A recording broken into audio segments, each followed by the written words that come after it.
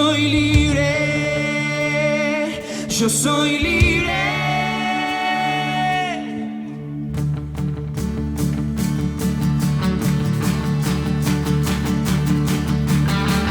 Los ciegos verán por ti, los mudos cantarán, los muertos vivirán, los pueblos adorarán, las tinieblas huirán, por ti yo grito, soy libre, yo soy libre,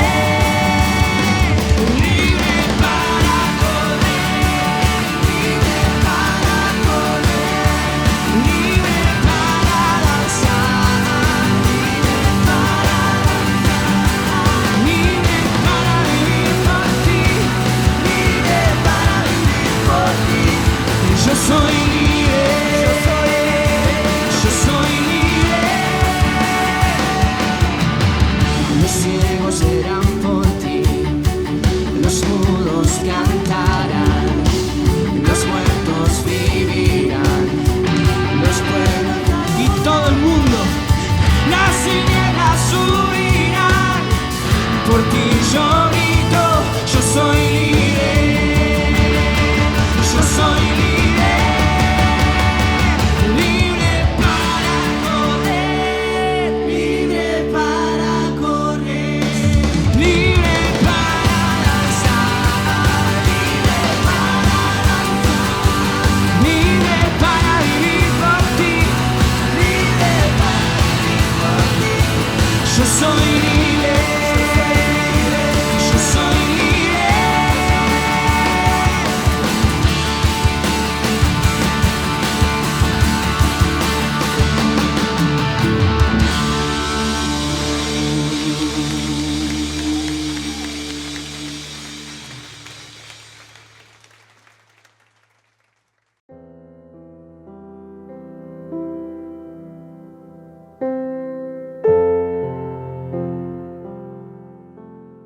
¿Qué tal, hermanos? Otra vez juntos.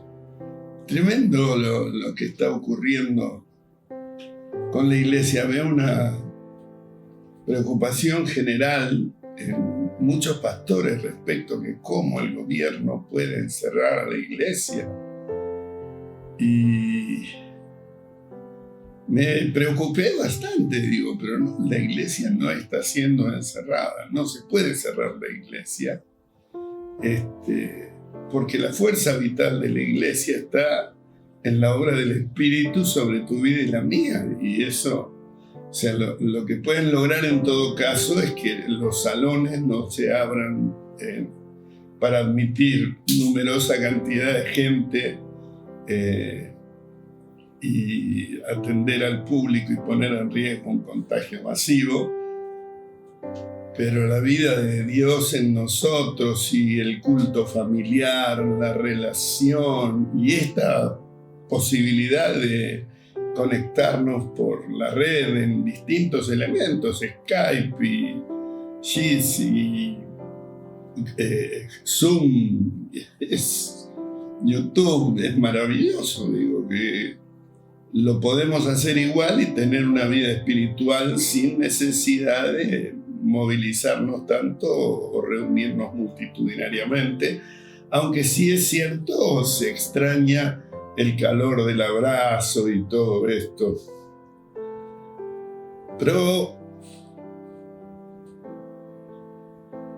ni Nerón ni Domiciano pudieron encerrar a la iglesia.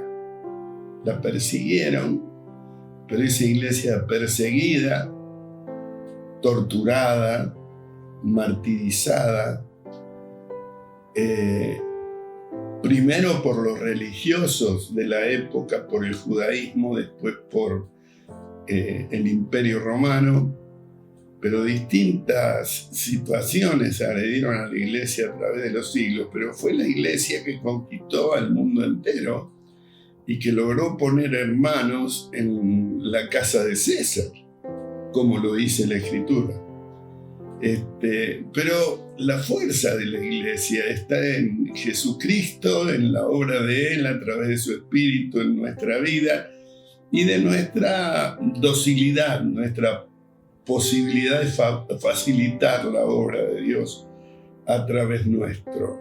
Esto nos dio una posibilidad nueva. Estamos llegando a muchísima más gente de la que podemos poner en un salón, y a la vez aprovechar que las personas en general, toda la sociedad ha perdido el control de la situación.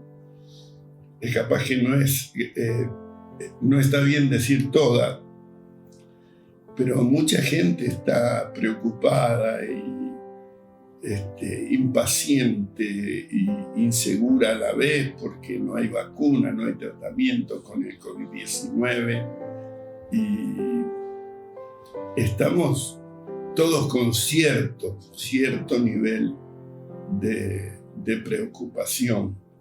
El que no tiene la confianza en Cristo debe estar bastante angustiado.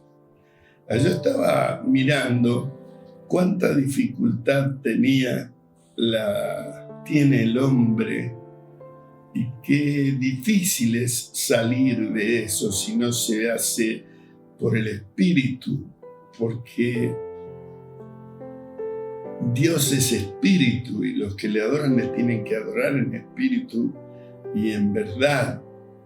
Yo me doy cuenta que lo que hizo el diablo en el huerto de Edén fue algo realmente impactante, que sería bueno que revisemos. El diablo no le dijo a Eva que se rebele contra Dios. Le dijo que piense. Le dijo: vos tenés la posibilidad de ser como Dios. Aunque Eva ya era como Dios, porque Dios creó al hombre a imagen de Dios, lo creó, pero ese deseo de ser un poco más, de emanciparse, trajo una cosa terrible, porque el hombre que vive en el temor de Dios y queriendo hacer lo que dice el Señor, está seguro y puede pensar de sí con cordura, porque piensa como dice Cristo. Tenemos la mente de Cristo que nos fue dada por el Espíritu Santo. Pero el hombre que tiene que enfrentar las distintas situaciones de la vida y que tiene que tomar decisiones y juzgar según su propio criterio, se aturde. Y eso fue lo que el diablo colocó en el huerto de Edén. Un hombre que, en vez de utilizar la inteligencia para obedecer más eficazmente a Dios, utiliza la inteligencia para ver si conviene o no obedecer a Dios, o cómo convendría obedecerlo, hasta dónde hay que ir. ¿Qué es esto de que hay que morir para nacer de nuevo?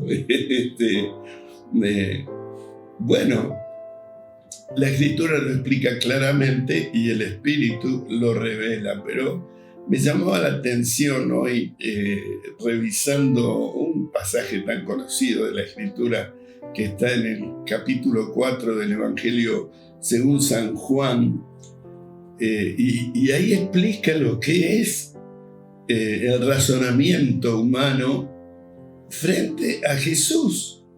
Dice que Jesús vino pues a una ciudad de Samaria llamada Sicar, junto a la heredad que Jacob dio a su hijo José. Y estaba allí el pozo de Jacob.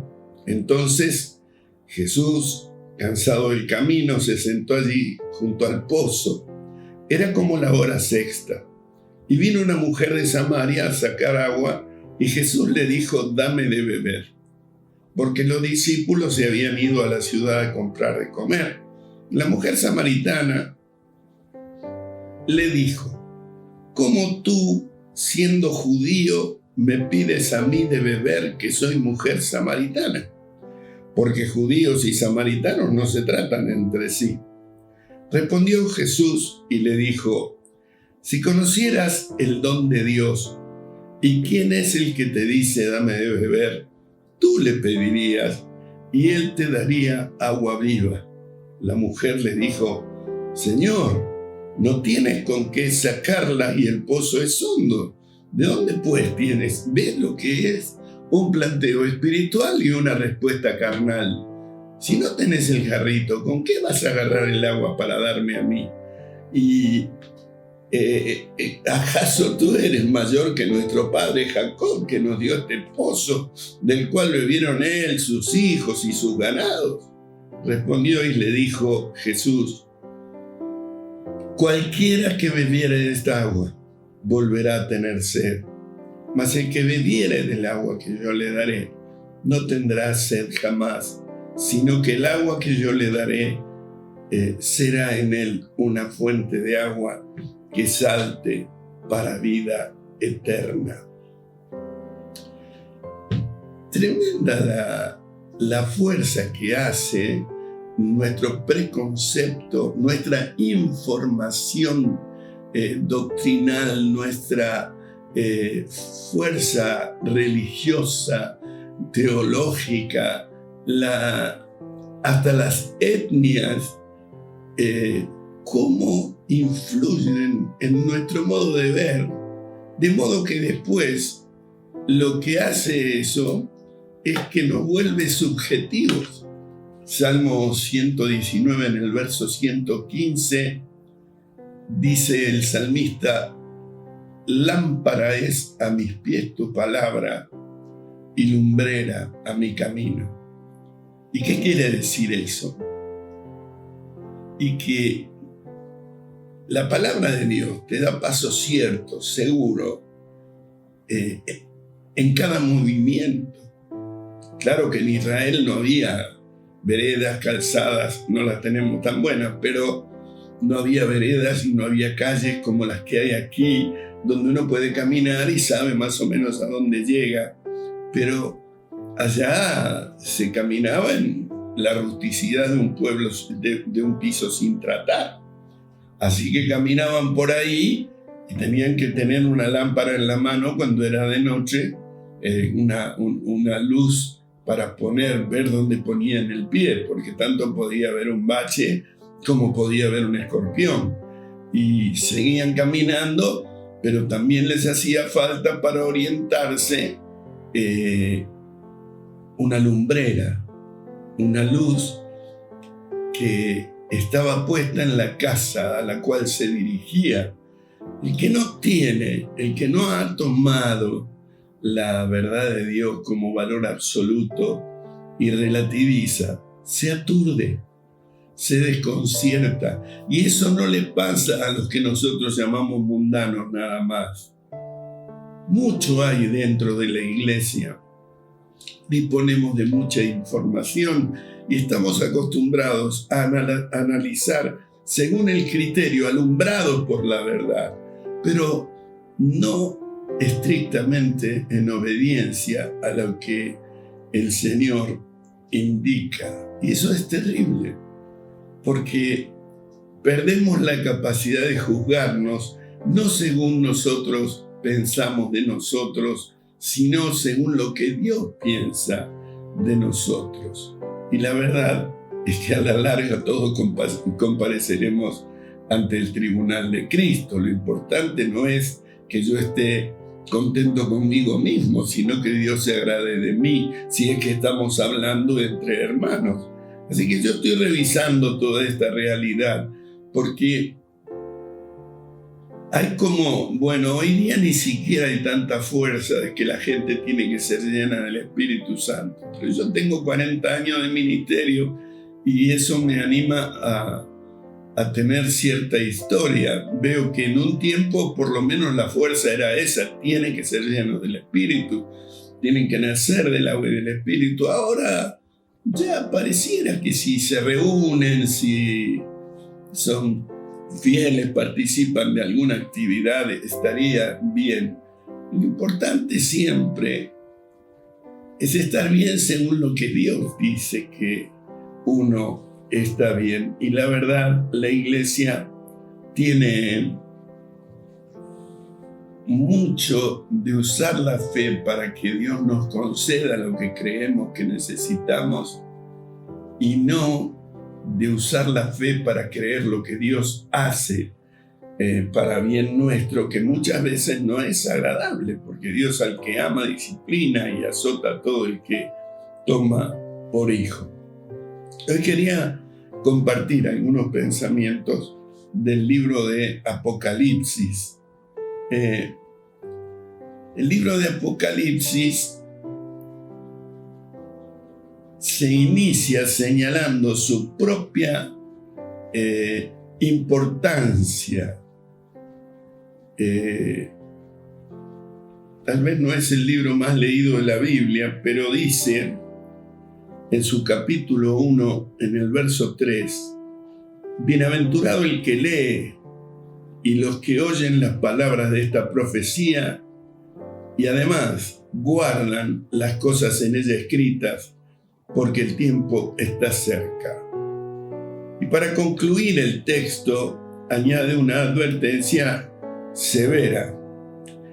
Si alguno añadiere, dice, si alguno añadiere a estas cosas, Dios traerá sobre él las plagas que están escritas en este libro. Y si alguno quitare de las palabras del libro de esta profecía, Dios quitará su parte del libro de la vida y de la santa ciudad y de las cosas que están escritas en este libro. Una palabra, una sentencia que la verdad mete temor, porque por el celo que le imprime a lo que está descrito en todo este relato. La visión de Juan agrega algo más que al menos yo no he reparado debidamente. No voy a hacer una exégesis del libro de Apocalipsis, pero Juan dice, yo estaba en el Espíritu, verso 10 de Apocalipsis 1, yo estaba en el Espíritu en el día del Señor. Y ahora reparo particularmente en esto, porque Dios es Espíritu y es necesario que los que le adoren en el Espíritu y en verdad. Si yo quiero entender a Dios, Dios me dio su Espíritu para que yo tenga la identidad con Él. Es el Espíritu el que da testimonio a mi espíritu de que soy un hijo de Dios. Y aquí Juan dice que él estaba en el Espíritu en el día del Señor, lo dice otras veces. Y oí detrás de mí una voz como de trompeta que decía, yo soy el Alfa y el Omega, el primero y el último. Escribe en un libro lo que ves y envíalo a las 7 iglesias que están en Asia, a Éfeso, Esmirna, Pérgamo, Tiatira, Sardis, Filadelfia y la Odisea. Y yo me volví, dice Juan, para ver la voz del que clamaba, del que hablaba conmigo. Y vuelto vi 7 candeleros de oro, y en medio de los 7 candeleros de oro a uno semejante al Hijo del Hombre. Y este detalle de Juan lo que nos dice es por qué Jesucristo es el único que puede decir cuál es el verdadero estado de la iglesia. No solo porque Él es Dios, sino porque Él es el iniciador de la iglesia. Él tiene autoridad porque es el que la fundó y es también el que la redimió por su sangre. Y tiene la autoridad funcional porque según lo que dice Pablo en Efesios 1, Él es cabeza de su cuerpo, la cual es la plenitud de aquel que todo lo llena en todo. Y ahora Juan dice lo último, que Jesús, que vio en la isla de Patmos, en la visión de Apocalipsis, está en medio de los 7 candeleros de oro, observándolo todo. Jesús participa activamente, observando. Es cierto lo que Él dijo, que yo estoy con vosotros todos los días hasta el fin del mundo. Ahí está Jesús. ¿Dónde? A tu lado y a mi lado, haciendo durante todo este tiempo la voluntad de Dios entre nosotros. Dice, entonces, desde esta parte, desde esta postura de estar en medio de la iglesia, dice, el Señor comienza todos los mensajes con esta frase: yo conozco tus obras, yo sé lo que estás haciendo. Y después pasa a detallar con toda claridad la diferencia entre nuestra observación de la iglesia y la suya.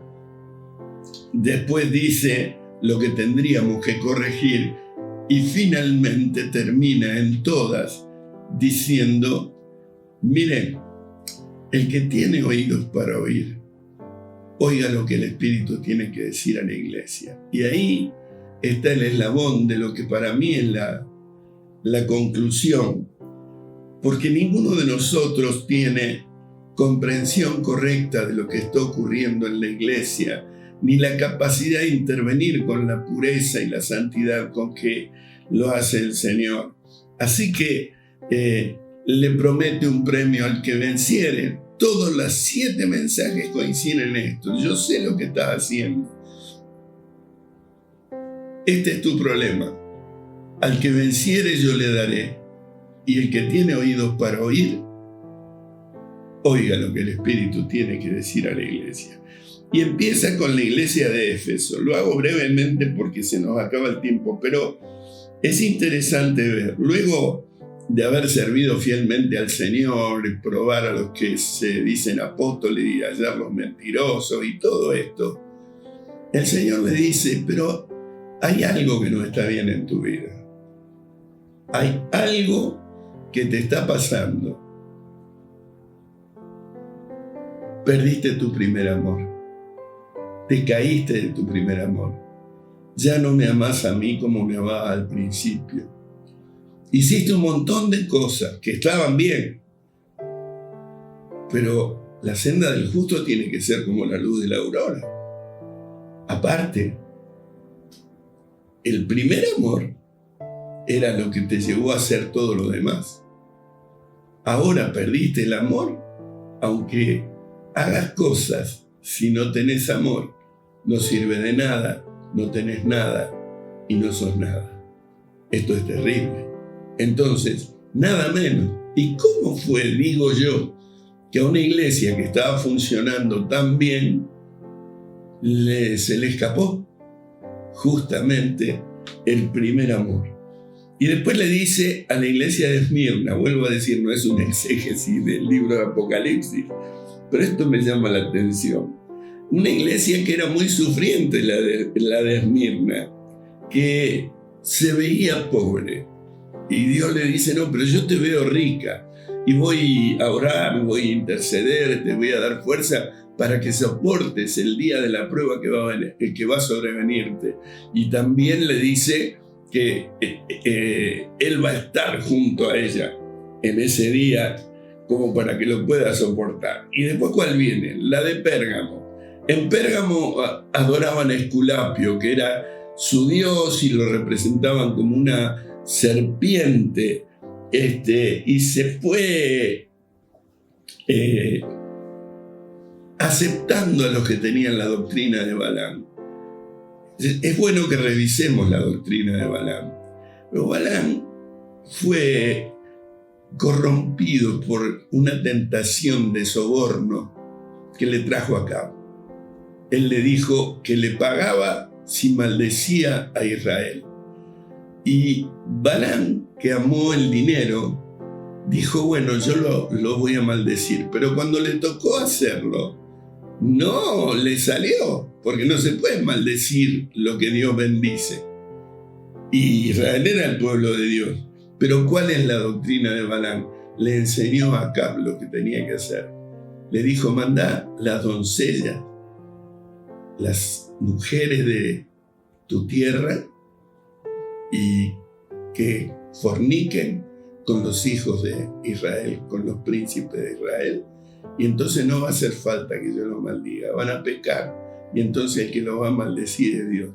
Mira qué sutileza, qué horrible traición cometió este hombre, que, envanecido por el ministerio que le había dado Dios, porque ser profeta no es virtud de nadie, sino algo que Dios da. Y allí tenemos el enojo de Dios, porque habían aceptado, toleraban a lo de la doctrina de Balaam, adoraban a Esculapio y eran tolerantes con el pecado. Después viene Tiatira, dice: yo conozco tus obras y amor y fe servicio y tu paciencia, y que tus obras van en aumento. Estaba re bien, pero tolera que Jezabel seduzca a mis siervos a fornicar y a comer lo sacrificado a los ídolos. Digo, pero qué cosa, ¿no? Que uno puede andar tan bien y tolerar por algún motivo que no está explícitamente detallado aquí. Tolera a los que pecan y a los que se levantan contra Dios. Dice, voy a castigar a los que hacen esto y no voy a agregar carga a los que no participen de esa doctrina. Sardis tenía nombre de que vivía y estaba muerta. Mirá qué desajuste entre lo que uno ve de sí mismo y lo que Dios ve. Pues lo importante es cómo Dios me ve y no como yo me percibo. Entonces dice, tenía nombre de que vivía y estaba muerta. Sé vigilante y afirma las otras cosas que están por morir. Porque claro, cuando hay una cosa muerta es capaz que el resto se va corrompiendo, se va deslizando y se termina perdiendo lo poco que queda. Así que afirma las cosas que están por morir, porque no hallé tus obras perfectas. Acuérdate pues de lo que has recibido y oído, guárdalo y arrepiéntete. La de Filadelfia, ustedes la conocen. Yo conozco tus obras.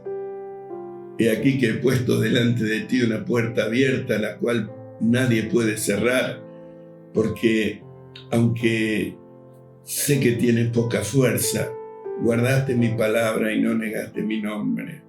Y digo, qué bueno, ¿no? Porque uno vive haciendo fuerza, es capaz para lograr algo, y Dios mira tu debilidad y Él es el que provee. Por eso debe haber elegido a Moisés, porque era el hombre más manso que habría sobre la tierra.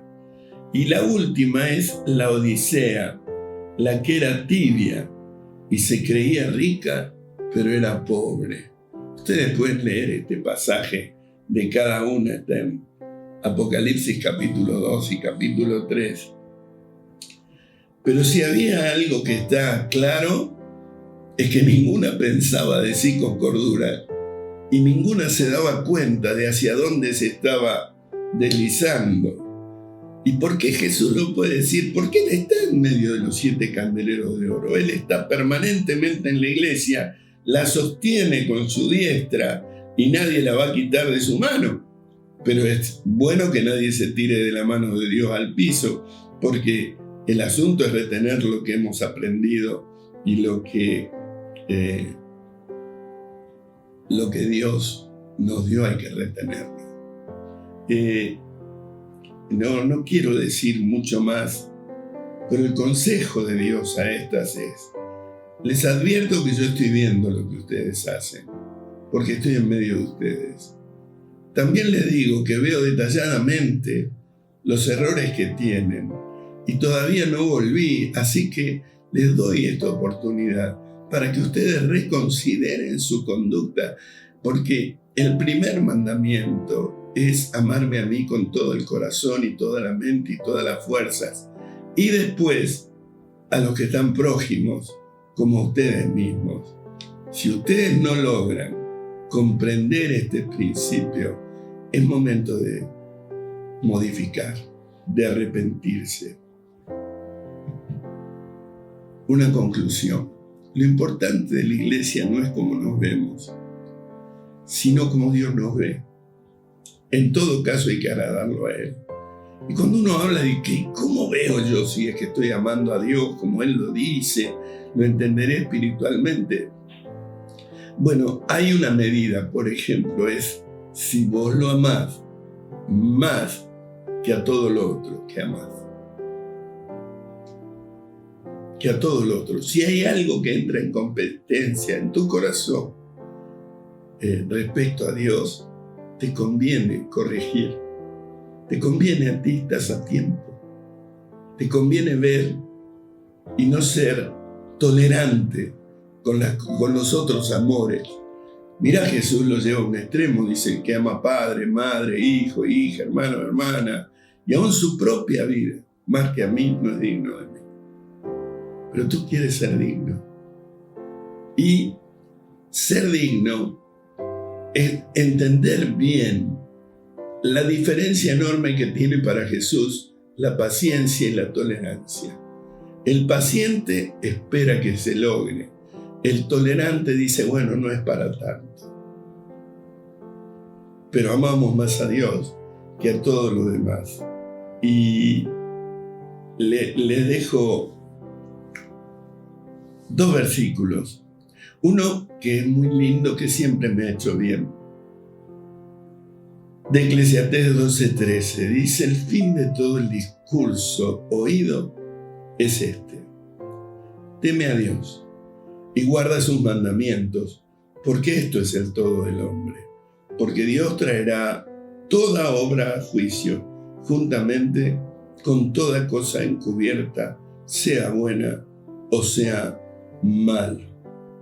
Y lo otro es 2 Corintios 5:9, que nos dice, por tanto procuramos también, o ausentes o presentes, serles agradables, porque es necesario que todos nosotros comparezcamos ante el tribunal de Cristo, para que cada uno reciba según lo que haya hecho mientras estaba en el cuerpo, sea bueno o sea malo. ¿Y para qué es esto? Para animarnos a la fe, al amor, a las buenas obras. Porque tú que quieres agradar a Dios, junto conmigo que también quiero agradar a Dios, tenemos que vestirnos de vestiduras blancas, limpias, resplandecientes, preparados para nuestro encuentro con el Señor. Dios te guarde.